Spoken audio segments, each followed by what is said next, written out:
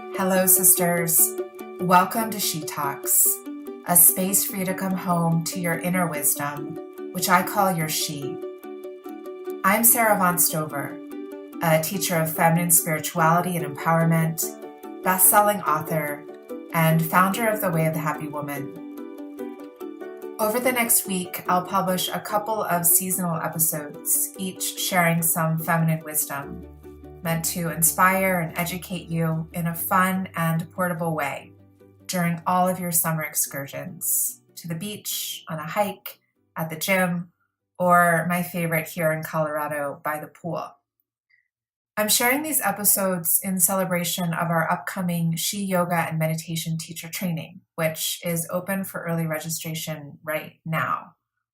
And this week-long training and practice intensive in women's yin and flow yoga, Buddhist meditation, and She Dharma helps women to deepen their own practice and then go on to teach and inspire the women in their own communities. And yes, we'll have plenty of pool time there too. So throughout this week-long program on the tropical island of my old homeland, Koh Samui, Thailand, I'll offer intimate, personalized attention to each woman who joins us, teaching the very women's yoga and meditation practices that have inspired and transformed me and the lives of thousands of women around the world over the past 20 years. Plus, if you join us before July 21st, you'll receive a $500 early bird discount, as well as the chance to sign up with a 6-month payment plan. It's pretty cool. So if you're curious and want to learn more, you can visit sheyogatraining.com.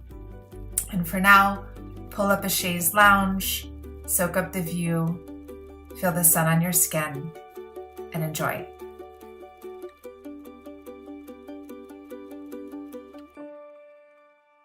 Hello, beautiful women.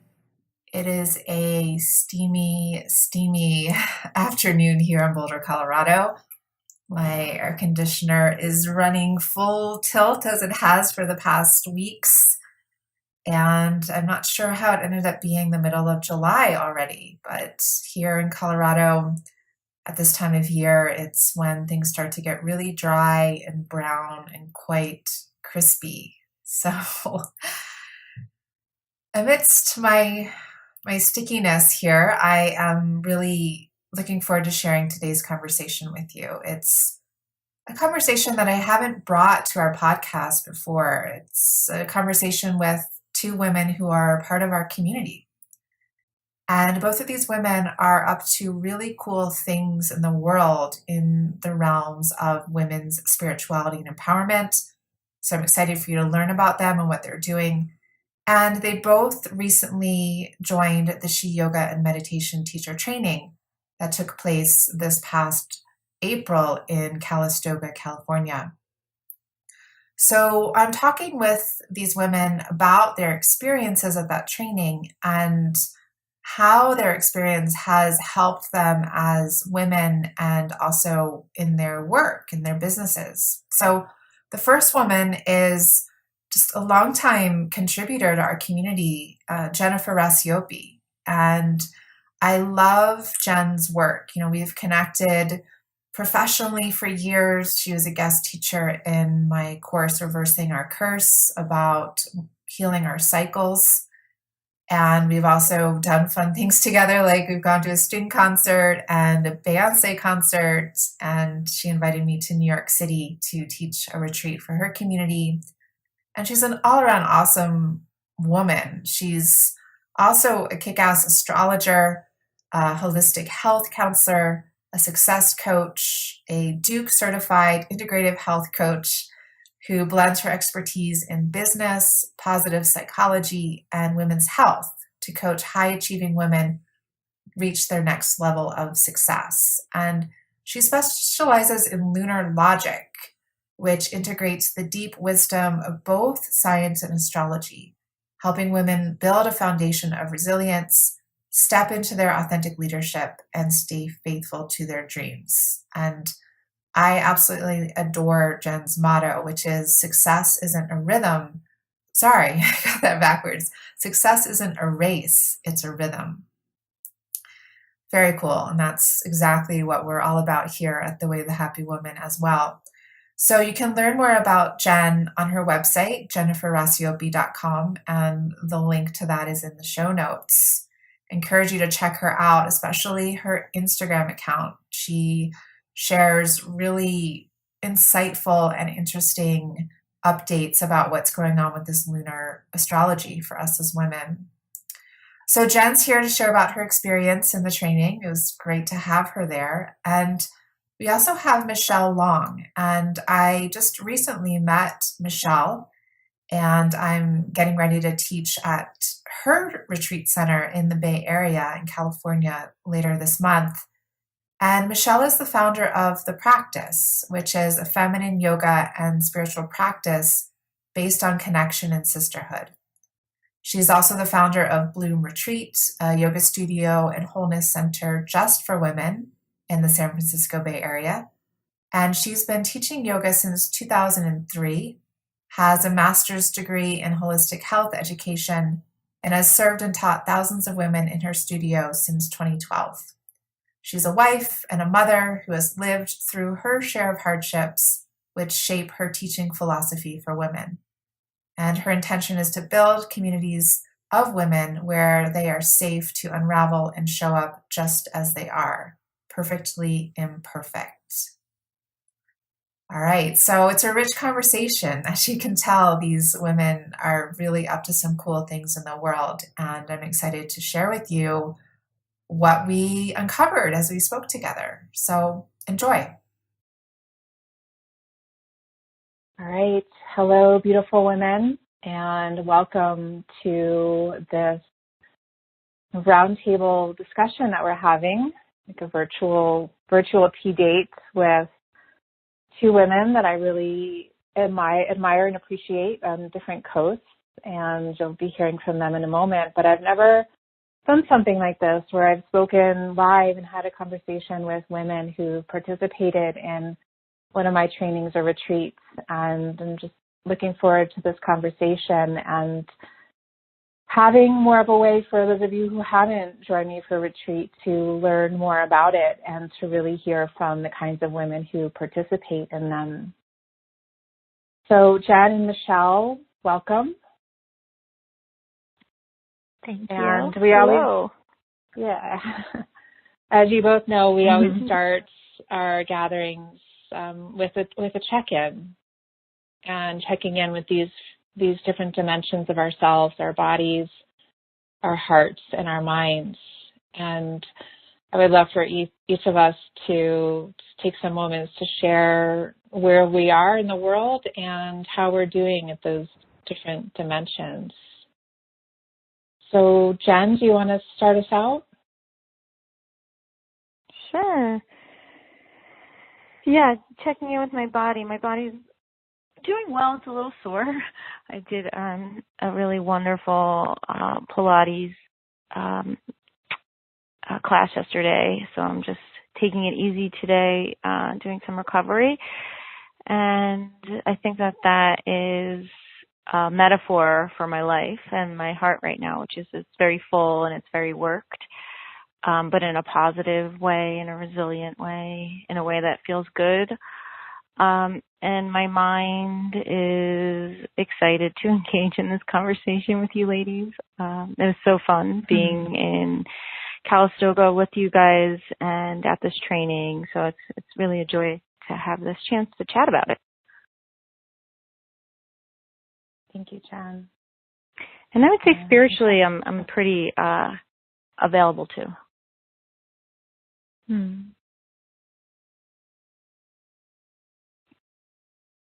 Sorry, I cut you off there. Is there anything else you want to add, Jen? No.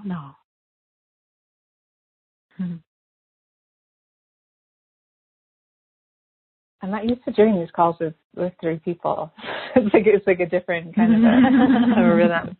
Okay. Michelle. Yeah, I'm in Walnut Creek right now, which is in the San Francisco Bay Area, East Bay. And really hot here. It's been in the hundreds the past few days, and it's like a dry, hot heat. So my body's feeling kind of done with that. I've been trying to get in the pool and just feel water and anything I can to kind of bring down the heat that I'm feeling. My heart also feels really full. I'm working on a lot of passion projects right now that feel so fulfilling and aligned with my highest good and my soul. So that all feels really good. But my mind feels like it needs more space. It's like that fullness brings a bit of restlessness just because there's so much happening that I'm constantly lately trying to figure out how to create more space and stay grounded in all of the motion and movement. But overall, I'm feeling really good, and I'm honored to be here with you, Sara and Jen, and tap back into the feeling that I experienced in Calistoga and share that with more women.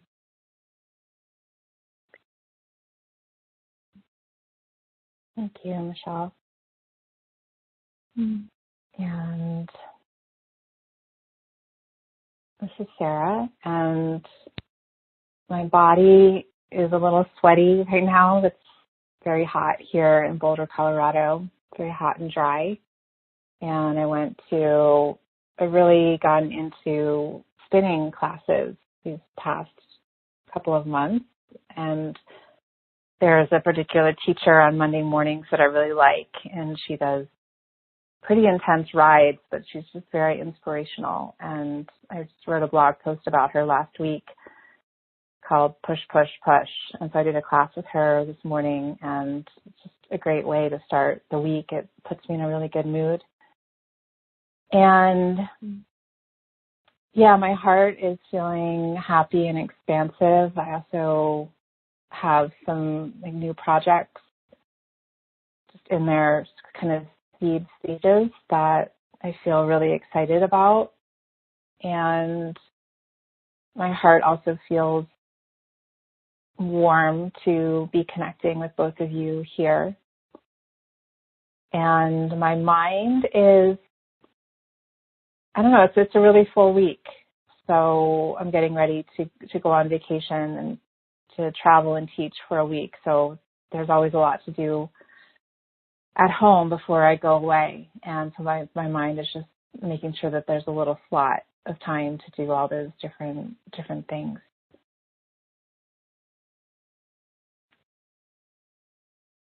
Okay, so we'll dive in, and I know that you each felt called to join the She Yoga and Meditation Teacher Training that happened in Calistoga, California this past April. And I'm wondering, what was that particular calling or longing that led you to finally register? Because it's a big investment of money and time and energy. And it takes a leap, to feel a calling and then to actually go through and to say, yes, I'm going to do this. So, Jen, do you want to start? And just as for all of us, before we speak, let's say our name so that we can all just keep track of who's speaking. Sure, I'll jump in. So this is Jen, and I didn't say it, but I'm on the East Coast in upstate New York. And, when I saw your beautiful offering last summer, Sara, when you launched it, it actually didn't take me very long to decide that I was going to do it. I think it was like I read the whole page, and I got to the bottom of it, and I was like, oh, I need to be there. And then, of course, it maybe took me another week to sit with it, and then, obviously sign up was the next step. But I think instinctively I already knew that I was meant to be there, and then maybe my ego took about a week to make sure that I could afford it and it made sense and all those things. But my heart decided, just reading the description, and it decided because it was what I needed. It was pretty easy to choose it, given that my heart and my body was longing for an experience of yoga and conscious community in the way that you put it together. I would say for me, I'm not a practicing yoga teacher. It's not how I make my money. It's not how I spend my time. And actually, as a matter of fact, when I signed up for the class, I wasn't even a practicing yogini. I had taken a massive step back from my practice while my practice was a fundamental part of my life for a decade plus. I had taken a sabbatical from practicing for health reasons and just other explorations. So, you know, as a non-yoga teacher, it was curious as to signing up for a yoga teacher training, but I just knew in my heart that I was going to get a transmission that was necessary for me to receive at that particular time. Does that make sense? Mm-hmm. What did you feel like you needed at that particular time? What was it that your heart was saying, like, yes, I need this? You know, I mean, as you so eloquently say, there are many different reasons for yoga. Sometimes yoga is for healing, and sometimes yoga is for fitness, and sometimes yoga is for self-realization. And I needed all three. I needed a practice that was going to help me feel stronger physically. I needed to change my practice so it became my medicine rather than my routine.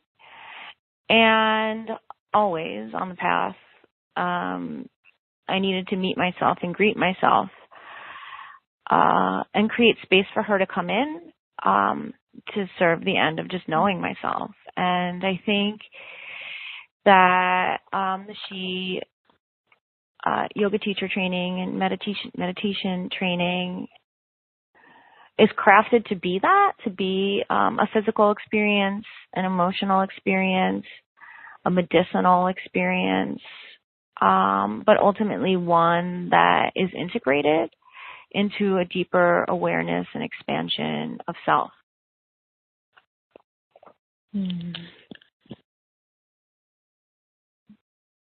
Thank you, Jen. Mm-hmm. How about you, Michelle? What was the calling or the longing that led you to say yes? Yeah. I remember last summer, it was like this time, or early August. No, it was late August, actually, because I was on vacation and I was reading the book of She. And reading it, just finally I felt like somebody was speaking my language. Like I was just resonating so much with your book and your words and your intention for your teachings. And that I immediately knew, well, I knew I needed to somehow connect more with you and your teachings. And so I went to your website and immediately the training popped up, but it said on the bottom that it was sold out. And I had read through the copy and I was like, oh my God, more, please. And something in me told me just to reach out to you guys anyways, even though it said it was sold out. And I got an email back a few days later saying that there was, in fact, a spot and that I could jump in. And so, like Jen, it was more of, it was just like an intuition, a trust that I needed to be there. There wasn't a lot of thought beyond that. Just it was like green light, yes. And then my ego jumped in there too and tried to talk me out of it a little bit, but there was a deeper sense of knowing that I needed to be there. And I think my longing is and has been for a long time, and that's part of what the gift the training gave me, is I own a women-only yoga studio in the Bay Area, and I've been teaching only to women for many years now. But there's just not many women teachers speaking directly to women. And I've felt a lot of frustration over the past several years because, like 90% of yoga practitioners are women, yet we're not trained to actually speak to the woman and fully understand who she is and what she's going through. And so it was just so refreshing to find somebody that was speaking to the woman, speaking to me, and then gave me that liberty to go deeper into what it is I'm doing with my women.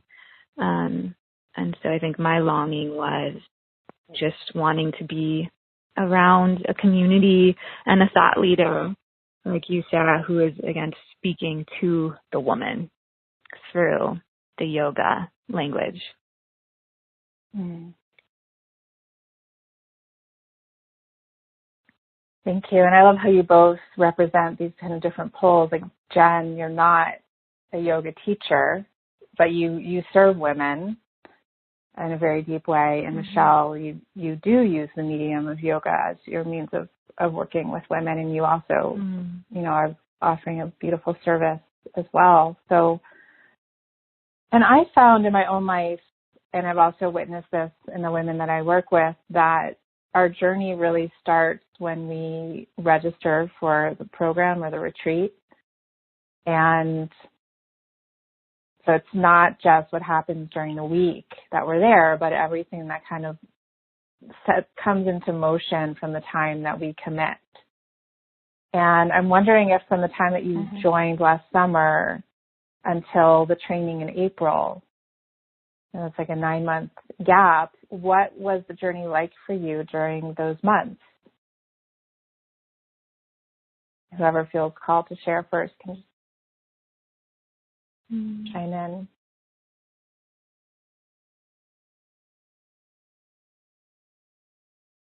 This is Jen.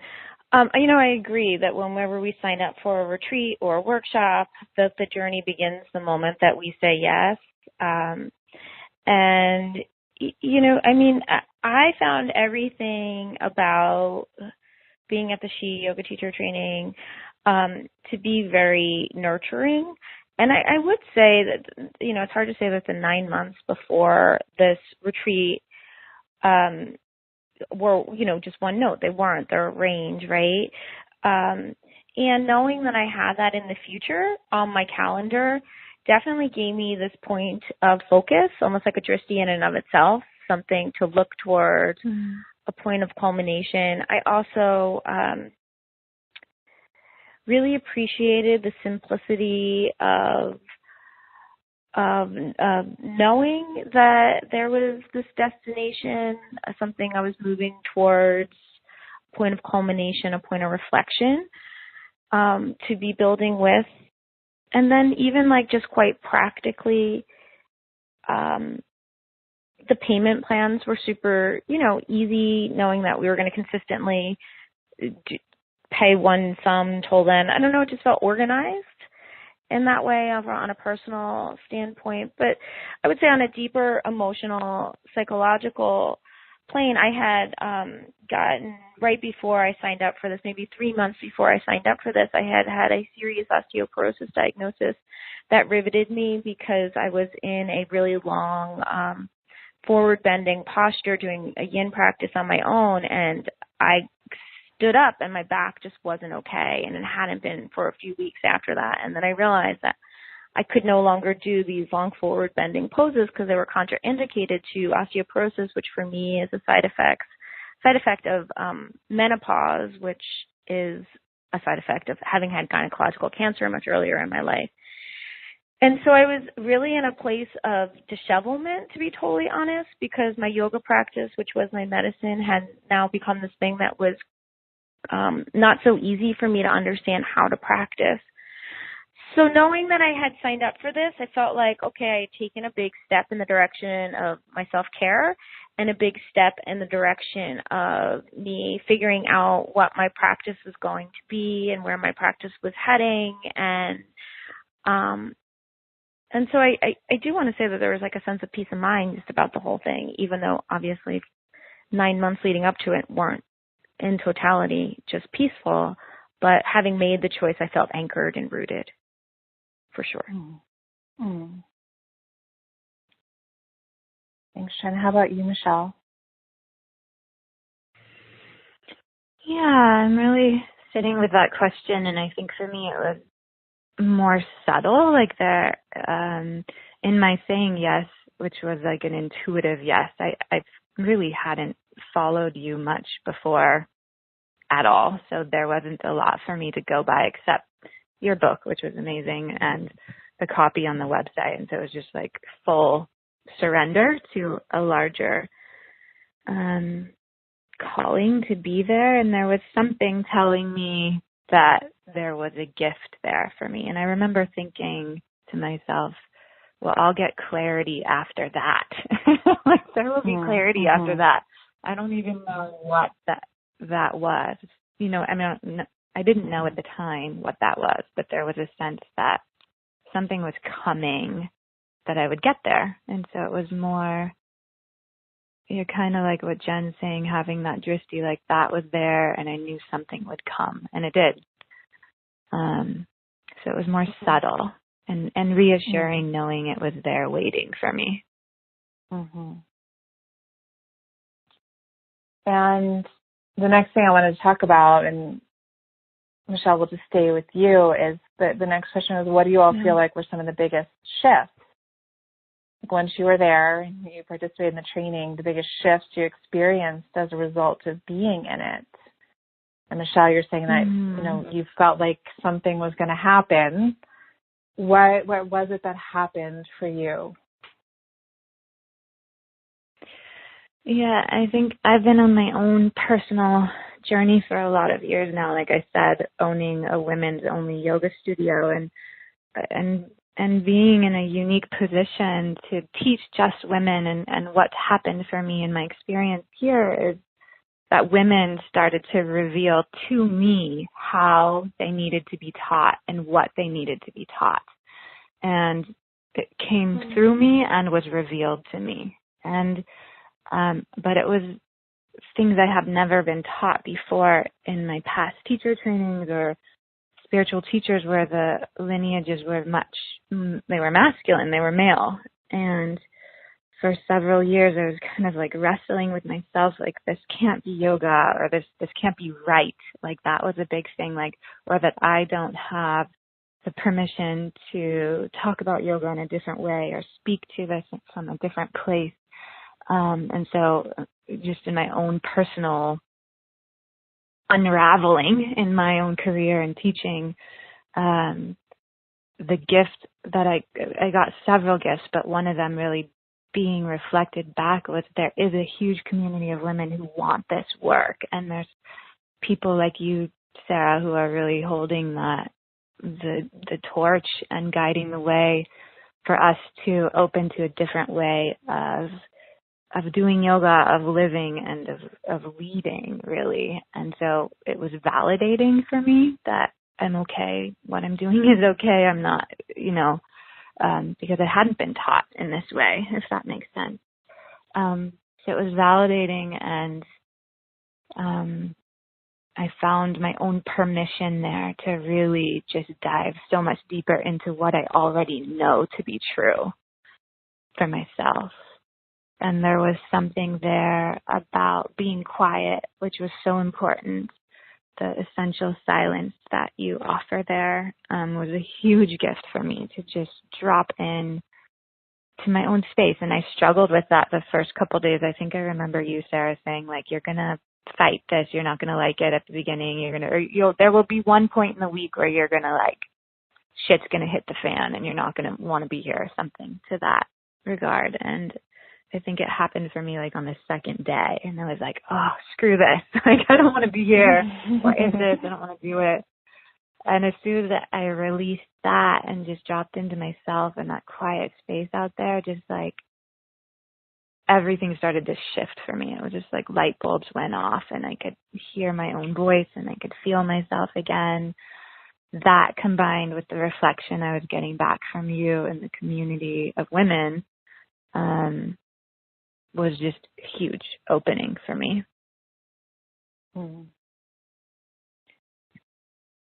And Michelle, you spoke to, women in owning your studio. Women have started to speak to you about what they needed, how they wanted to be taught. that you started offering things that you hadn't been taught. Like, can you name what some of those qualities are? Yeah, like for one thing, I spent a long time like just asking questions about who these women are and creating a language the way I teach to meet them. Like in yoga, we don't actually speak a lot, or we're not given the language to talk to the woman and her unique experiences. I think you even said at some point, like, talking about breasts in class, like we don't, in a typical class, have the liberty or permission to go there, to these other places. So really finding that language and just coming from like a softer, more feminine place, not so rigid, but more open and intuitive and inviting. Does that make sense? And really from a place of connection and sisterhood, and that like we're all in this together. Yeah. Does that answer your question? Yeah, it does. And how was it for you being in a group of women and also holding this essential silence? Like being part of a community but being silent within the community? Yeah. Jen and I were partners many times, I think, right, Jen? Anything. Yep. I loved it. And I think I said at the end when we could finally talk again that the connection was profound with other women, even though we weren't talking. It was like I felt like I knew deeply so many of the women in the room, even though we didn't like have chit chat or the normal conversations that we would have. It felt deeper. So there was definitely magic that happened in the silence, and connection can happen so deeply just being present with each other in that space. It was really magical in that way. And I loved it also because I'm actually really introverted. And so I need quiet, and it was so refreshing for me to be at a training or retreat where that was built in, and I didn't have to feel the pressures of having to be on and talk all the time and, you know, social and those things, because it's as an introvert that can be challenging for me. Mm-hmm. Mm-hmm. Thank you. Mm-hmm. And Jen, how about for you? We'll start with how it was to be in silence in a community of women. You know, I mean, I think silence is so under-practiced and so undervalued, and yet so medicinal. A little awkward at first, of course, because everyone wants to, even though we're not talking, make eye contact and smile and reassure one another that we see them and we like them, you know, that sort of social nicety of being in community. And when you're not talking, it's like those are, well, then how do you reflect one another back to one another? And then as the week goes on, you know, it's like we all just take permission. It's like, oh, I'm not responsible for being your reflection, and you're not responsible for being my reflection. And I just need to be. I thought it was really interesting, Sarah, when you encouraged us to stop writing in our journal, to, you know, like if we normally process a lot in our journal, you know, to maybe try something else and just be and have a lot more presence and slow down the thoughts rather than indulge the thoughts. And so when you had said that, that's when my like, oh shit handle got pulled, because I was just like really feeling the journaling. I was really into it. And I was like, well, I'm going to go with it. I'll give it up, you know? And that's when it got awkward for me, because I was like, is this productive? I could be journaling. You know, my ego really had its way there for a hot moment. But to just really settle was and is so hard to do. And I think that that's what makes retreat so special, is that it's a practice in settling, and even if the settling is something totally different, like Michelle, I know that you had like a lot of strong intuition that came through, like a knowing in a sense of needing to process. And I think that silence allows for that. And for me, it was silence just took me deeper. It took me deeper into a feeling of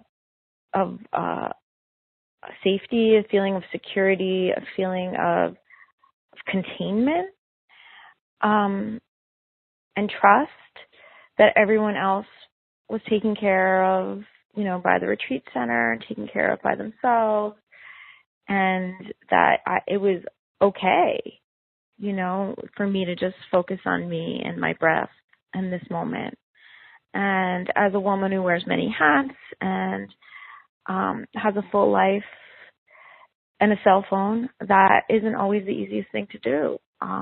So I thought it was really precious.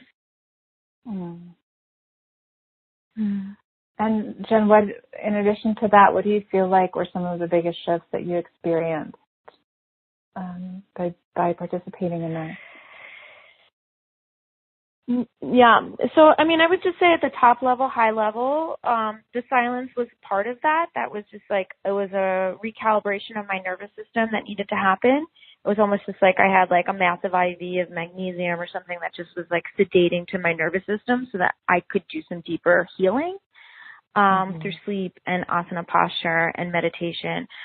But on a much bigger level, and that's not to say that that's not big, 'cause it's huge. That alone is worth the cost of admission. But on a metaphysical level, a spiritual level, and a philosophical level, what happened for me is that I redefined what yoga was, and I came up in yoga in a male-dominated lineages, like all of us, and yoga for me meant Ashtanga, or Ashtanga-infused vinyasa practices. And while I had been practicing more hatha-based poses as well, and actually my teacher training was in that, just more of a Kripalu-style yoga, and I had been practicing yin yoga, really my affinity really lied in a more Ashtanga-based style of yoga. And I had assumed certain things meant yoga, right? Assumed certain ways of practicing meant yoga. Certain omissions meant yoga. And this gave me a new definition of what yoga is and how I want to practice it. And one being, the reintegration of my sexuality and my yoga practice has helped me so much. And I think not knowing it, that's what I went. Not knowing that that's why I was signing up, because there were so many reasons why I signed up, but I would say my biggest takeaway is knowing how to better relax my vaginal walls and relax my whole hora, and consequently be way more open sexually in my marriage, which was always strong to begin with, but really just in my own center. My practice had always been really gripping, I would say, like really intense, always on the edge of what I was capable of, and hence made me tight, ironically. And redefining yoga for myself through what I would call is like, one of the phrases that came through to me was in reflection of this practice was, this was more like a mystic rebels gathering. Like we were doing yoga, but it was like the feminine rebel version of yoga, meaning throw the rules out the window and let's get down to basics. Like, what do our bodies need? And opened up to this mystical experience through that. And I've really, really, really taken that forward in my own life and in my own practice. And coincidentally, like just last week, practiced with one of my older teachers that was of high influence to me, and practiced in my way in her class. And she noticed it, and we just were like, yeah, that's happening. And it was like, no big deal, like no big deal. It's like yoga still goes on, but my body has a different memory and a different experience and a different practice because of this work, for sure. Mm-hmm. And so, Jenny, you spoke to some of the shifts that you've been experiencing since the retreat and how that's impacting your work in the world, the woman you are in your home life and in your home community. And you're talking about this mystic rebels gathering. I love that. And just bringing the sexuality, outside of your marriage and just feeling just less constricted in your center. And can you speak more about how some of these things are impacting your work and your life? Yeah. Well, I'm a firm believer that I can take women as far as I've gone, meaning I have to live it to my bones. You talked about this as well. Like, I have to live it. I have to really live it and understand it. And so much of my work is, I don't know, it's very personal, it's very transpersonal, but my practice becomes the foundation of how I show up. And though that doesn't mean my yang practice and my yin practice necessarily, though that's a part of it, it really just means how I'm cultivating myself. So this gave me a window into how I was cultivating myself, and ultimately that impacts everything I do. And so as a woman coach and an astrologer, this has been transmitted through my programs with my clients so much.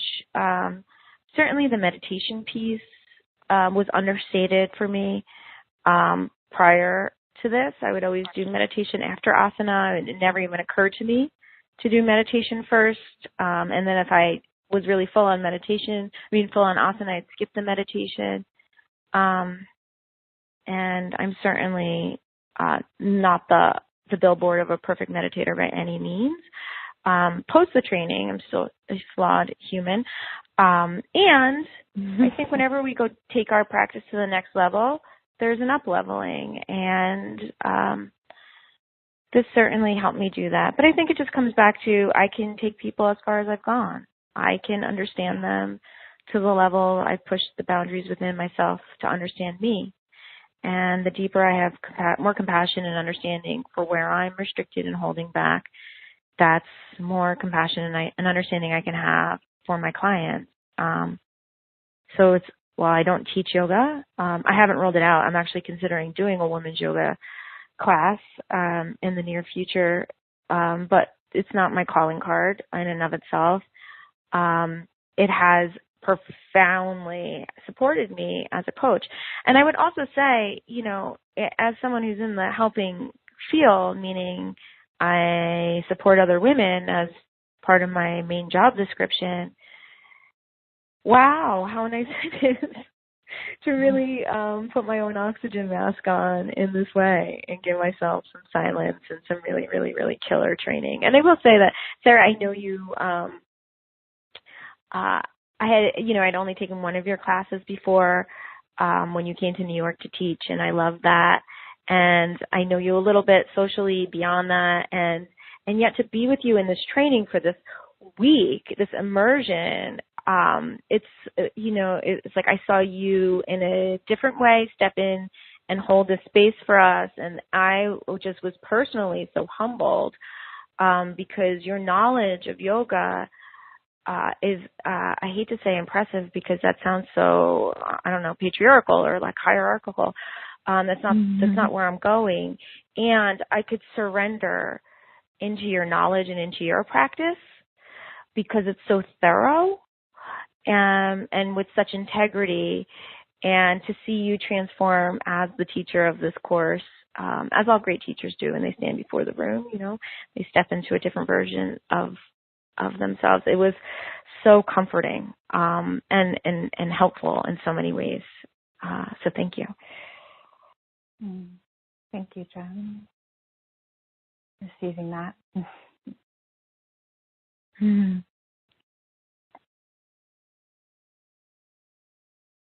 And Michelle, how about you? Now, you're also a mom.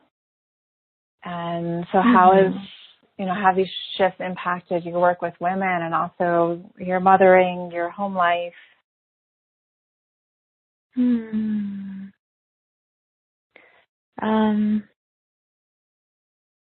Well, a big thing that happened out there was that in all of the quiet, I just started downloading all of this like intuitive information and basically started writing a book when I was there, which was not expected. I didn't think I was going to write a book. It just started to like come out of me, and in all of the meditations, I would have to like stop and write down stuff that was coming faster than I could write. And I know we weren't supposed to actually write during meditation, but it was just like moving through me. Rebels gathering.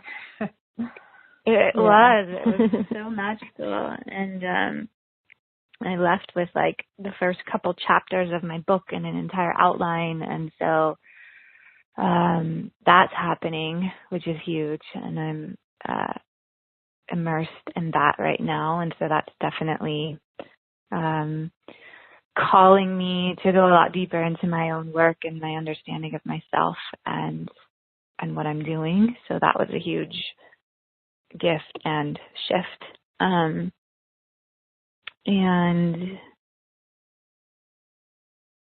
in it really, I loved the structure of it, how you gave us space to practice on our own. Like you would time it so we were all practicing together, but on our own.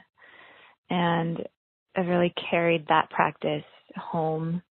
I feel like my home practice actually got a lot more solid from that training, which is great. And my meditation practice, like it really has stayed with me. And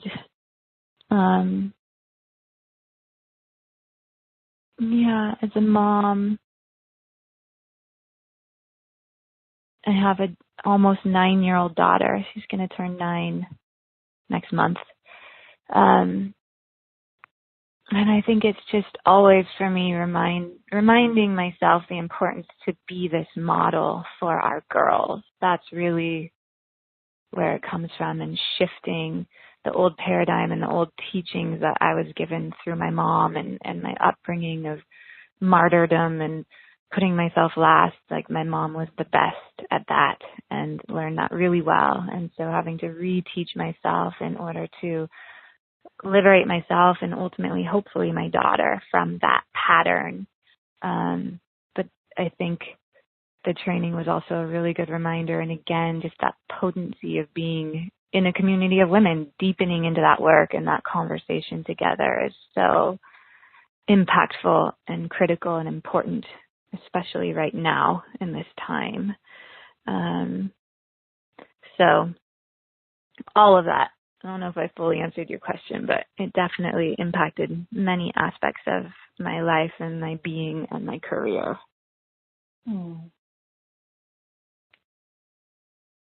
And what do you all most want women who are thinking about joining the training, who might have that intuition, that heart calling, but then the ego is coming in with all of its objections? What do you most want women to know? I'm going to start with Jen.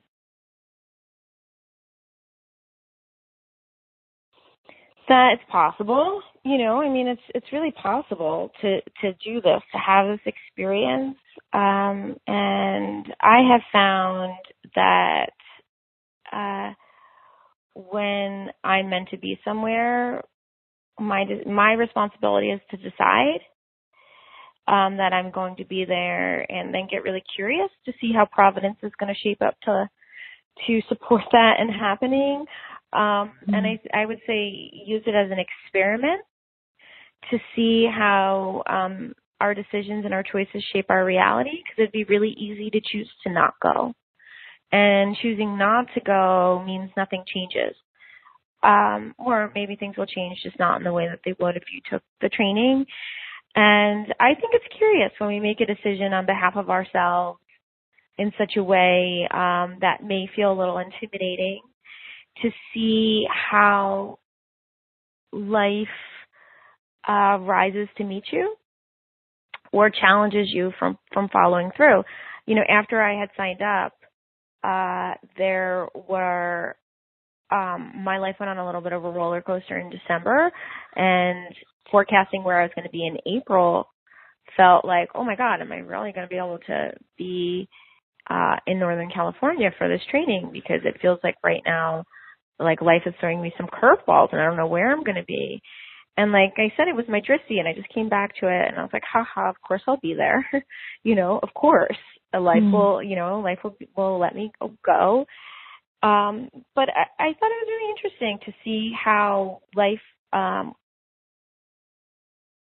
made it possible for me to be there because I chose it, because I chose me, because I chose this training. So I would just say to women out there considering, play with it.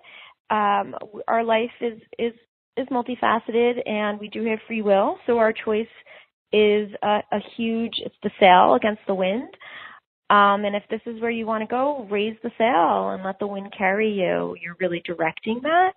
And to just understand that financial commitments are actually some of the most interesting to manifest, and to allow, right? To allow the support to be there. Should it be in your highest calling?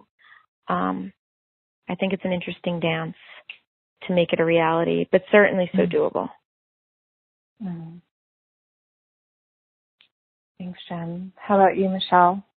Things you want women to know? Yeah, what's coming up for me is that, that's the core of the work and your message, I think, Sarah, is to like listen to her, right? To go deep and peel back the layers so we can hear her. And when I got the call to go, it was her talking to me. She was telling me to go. And so I think if that call is loud, if there's that intuition, if you're hearing that voice, that nudge, that it's right for you, then listen and trust, because there's magic in that. And for me, that's where all the good stuff happens, and it doesn't come without the ego getting in there and trying to, at least for me, talking me out of it, and money and all of that stuff. But at the end of the day, what I try to practice falling back to is that initial call, that initial feeling of yes. And if that's there, then go. Yeah. And you won't regret it. Like, seriously, it was such a good experience. Yeah. And in Thailand, which is amazing. Yeah, Thailand is amazing. Is there anything else that either of you want to share as we close? I want to echo Jen, and just witnessing you, Sarah. I got a lot from just witnessing you holding space and leading that retreat, and a lot of respect and admiration for you as a leader, and just how gracefully you held it in this like quiet, compassionate, loving yet firm place. And I left just feeling like you are such an amazing role model for women to see how we can hold space without, at least from where I sat, it didn't look like you are overextending yourself or giving yourself in a way that was burdening you. You felt really grounded and anchored in your truth and what you, and I just really felt that and witnessed it. So it was amazing to watch from that as well. Thank you for that. I appreciate it. And that's really what it's about. It's about finding our own sweet spot in our practice, in our lives, in our work, where we can just really feel grounded and rooted in ourselves in a way where we can offer what we know and what we love generously without it burning us out, and without feeling like we need to like bend ourselves in a pretzel to be a certain way for people. And Right. yeah, I want that. And I think want that that's for what us all so as many women. women are, yeah, I think it's what so many of us are struggling with as women. And so to see that mirrored back is huge. Yeah, thank you for saying that. And I really appreciate you both. Sarah, it's Jen. Yeah. Oh, I just wanted to add one other thing. Is that okay? Yeah, please do. The temple practices were so fun. The gathering and that was so unexpected in terms of the layering of the sensuality and the layering of just even the term temple practices in and of itself is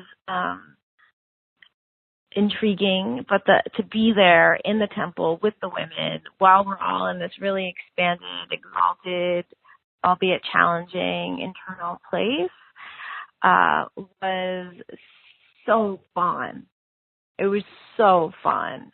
And to have fun as a part of a very serious yoga experience is so divinely feminine. And I so took that deeply, right, as part of the experience, that practicing from a divine feminine place is to reclaim our bodies, to reclaim our connection to our sensuality, to reclaim our connection to our affinity to one another in this very safe space, and to have ritual arts be a part of it. I mean, how freaking cool.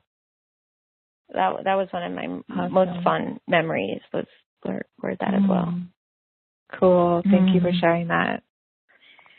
Yeah, it's really embracing the whole spectrum. Right. Indeed. I love it. Anything else before we bow out?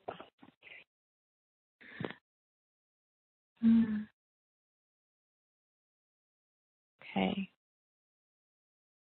Well, thank you both for taking the time and for answering the call and for being there and helping. Just your presence really mattered in creating such a deep, nourishing experience for all of us, myself included. And I just really respect both of you as human beings and as sisters on the path and the work that you're doing in the world. So I'm just here supporting you and grateful for our connection. You too, Sarah. Grateful and honored to be here and to support you and all the women you'll serve. Thank you. Yeah. And so many blessings to all of you women who are going to be signing up. It's going to be so fun. Oh my God. Kusamui. Great. Such Thank a blessing. you. Thank you. I always find it really helpful to hear from women on their own paths to wisdom. And this kind of authentic sharing lives at the heart of our She Yoga and Meditation teacher training. Because women travel to these trainings literally from around the world, and afterwards often become good friends for life. Because we witness each woman go through a deep soul transformation. We usually arrive tired and needing rest and an infusion of insight and passion into any or all areas of our lives. And after spending a week in nature, silence, with deep practice and sisterhood, we feel a heart bond that keeps us wanting to connect in the months and even years to come. Our next She Yoga and Meditation teacher training is open for early registration right now, but just until July 21st. Until then, our early bird discount of $500 and a 6-part payment plan is available. And if some of what I shared today inspired you and you'd like support in healing and connecting to yourself, your practice, and your community in a distinctly feminine way, you can learn more at sheyogatraining.com. This is a 1-week retreat-like intensive with daily sessions in meditation, yin yoga, women's flow yoga, and women's circle practices. And we cover everything from alignment to subtle energy healing to philosophy to sensuality and sexuality to yoga for all stages of our cycles as women and leading other women through these very practices. Now, on the website I just mentioned, you'll find everything you need to know about the program, including our extensive FAQ and details about the venue and curriculum in Thailand. Plus, you'll hear what dozens and dozens of alumni of all ages and walks of life are saying about this training. Again, you can learn more at sheyogatraining.com. If it feels right for you, I would love to see you on Koh Samui this coming February. Until next time, I am sending you my heartfelt support. And as always, thank you so much for being part of our sisterhood.